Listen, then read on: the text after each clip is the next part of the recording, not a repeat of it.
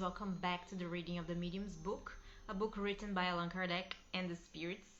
And today we're going to reflect upon this question.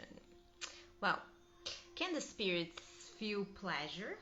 That's a good question, right?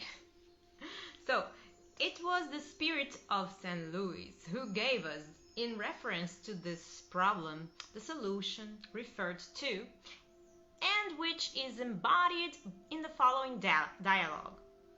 Question. We have laid before you the case of an apparition of the spirit of a person in the flesh. This spirit carried a snuff box and took snuff. Did he feel the sensation which we should feel in this act? Answer. No. Question.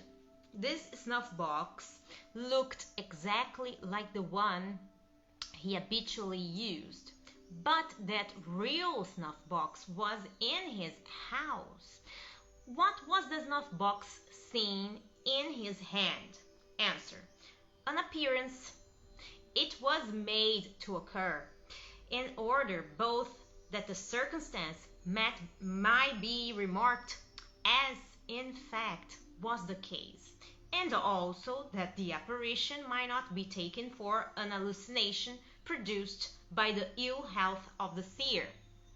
The spirit desired that the lady should be convinced of the reality of his presence.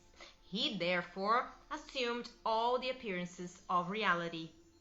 Question. You say it was an appearance, but there is nothing real in an appearance, which is a sort of optical illusion. What we want to know is whether this snuff box was only an image without reality, or whether there was not something of materiality in its nature.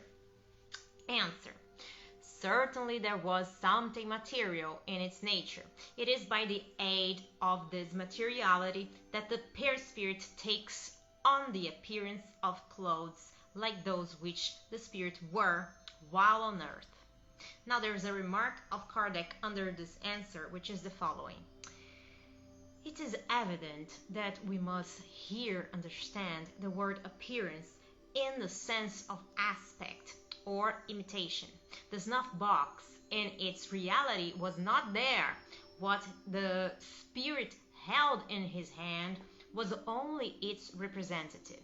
It was therefore an appearance as compared with the original, although formed of a sort of matter. Experience teaches us not to take too literally every expression employed by spirits.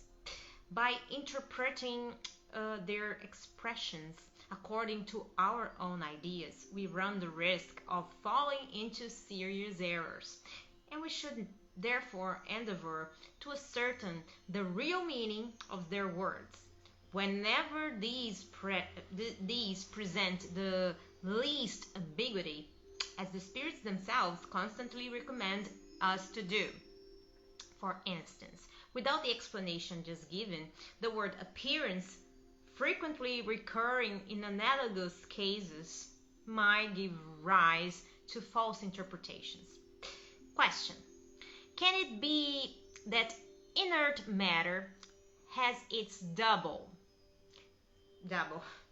Can it be that in the invisible world, there is an essential matter which assumes the forms of the objects of our world?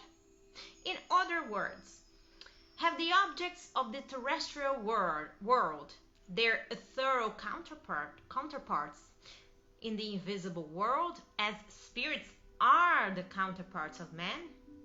Answer. That is not the case. A spirit exerts over the material elements everywhere disseminated through space and in our atmosphere, a power such as you are far from suspecting. He can, by his will, concentrate those elements and give them the apparent form required for his projects. Remark from Kardec. The foregoing question, as will have been seen was the translation of our own thought. That is to say, of the idea that we had formed in regard to the nature of those objects. If the answer had been, as some may surmise, the reflection of our own thought, we should have received the confirmation of our own supposition, instead of receiving an explanation altogether contrary to the one which we had imagined. Well, guys, this is it for today. I hope you guys are liking this reading as much as I do. I leave you to the kiss. God bless you all. See you next time. Bye-bye.